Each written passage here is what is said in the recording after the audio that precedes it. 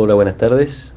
Para nuestra oración de hoy seguimos leyendo el Evangelio según San Marcos. Son los últimos días de Jesús en Jerusalén antes del juicio y de la pasión. El pasaje que leemos hoy está en el capítulo 12 y dice así: le enviaron a Jesús unos fariseos y herodianos para sorprenderlo en alguna de sus afirmaciones.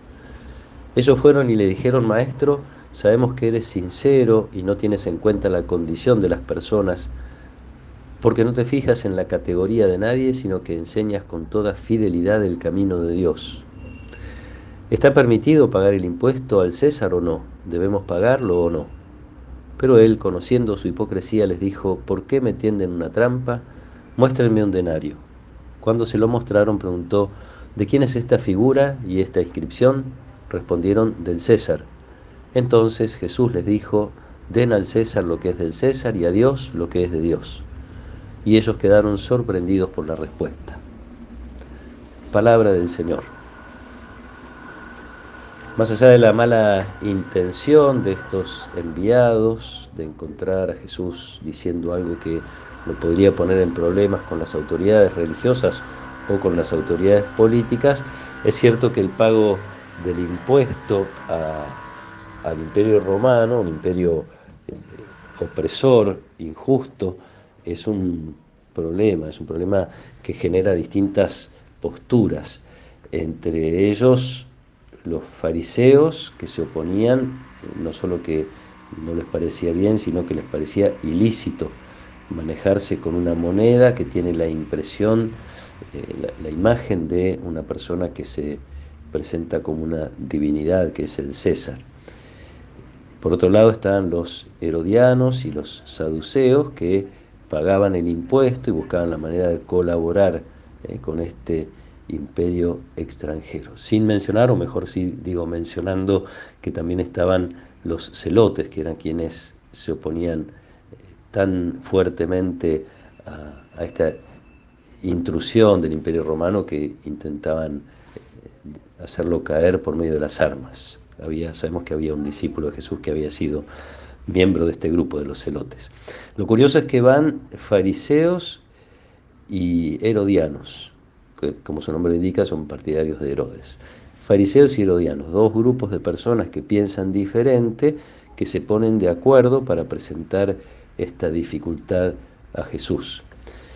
Con una hipocresía grosera vimos cómo empieza este diálogo, elogiando a Jesús, diciendo cosas en las que seguramente no creen, y Jesús se da cuenta, obviamente, enseguida de esta hipocresía. Conociendo su hipocresía les dijo: ¿por qué me tienden una trampa?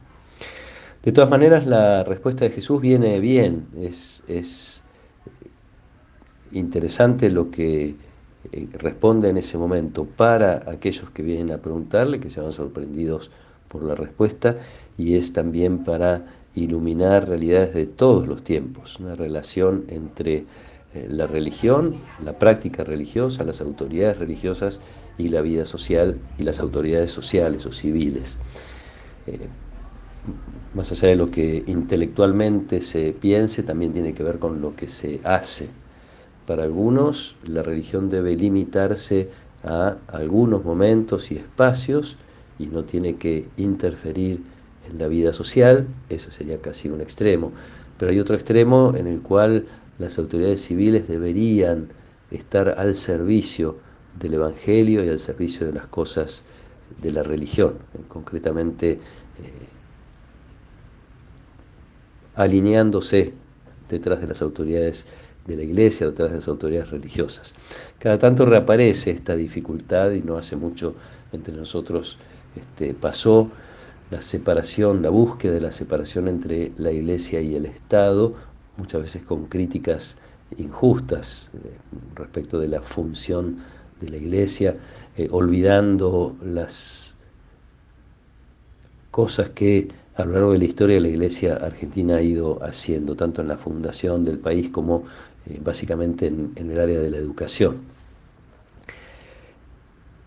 Este equilibrio en el cual la Iglesia y el Estado se respetan sin que haya ninguna necesidad de que uno esté por encima o por debajo del otro, un equilibrio en el cual se reconocen mutuamente las funciones, es aquello que, este equilibrio el que hay que buscar en lo civil, en la vida de nuestro país, pero también hay que mirar el aspecto más personal, ¿no? Cuando nosotros tenemos conciencia de nuestra participación en la vida de la sociedad. Por decirlo de alguna manera, el buen discípulo tiene que ser un buen ciudadano también.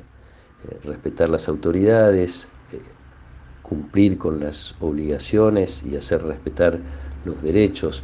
Y en el medio de eso, sin olvidar la presencia de Dios, en medio de eso ir haciendo presente el reino de Dios en la sociedad, o en esa parte de la sociedad en la que le toca moverse, trabajar, vivir, etc.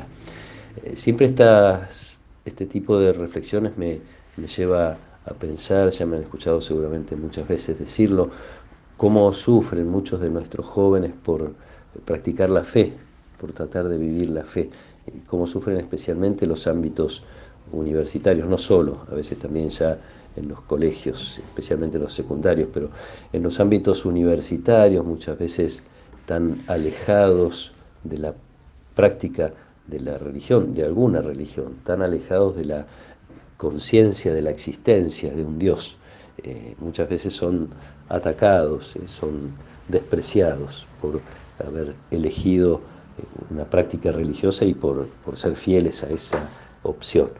Tenemos que pedir mucho por nuestra sociedad, también por nuestros chicos y jóvenes, que podamos encontrar ese equilibrio que nos permita, respetando la vida de la sociedad, hacer presente, como decía, el reino de Dios. Fuimos enviados, lo escuchamos hace poco, por Jesús a todas las naciones, a todos los pueblos, a todos los hombres.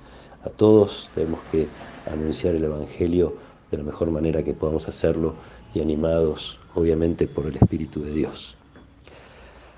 Que nos dé esta fuerza a Dios a través de su Espíritu, que podamos ser testigos del Evangelio en todas partes, que podamos alimentar nuestra fe en esos sí espacios y tiempos propios de nuestra práctica religiosa, pero que eso nos haga cada vez mejores testigos en el mundo. Que nos acompañe la protección y la bendición de Dios Todopoderoso, del Padre y del Hijo y del Espíritu Santo. Amén.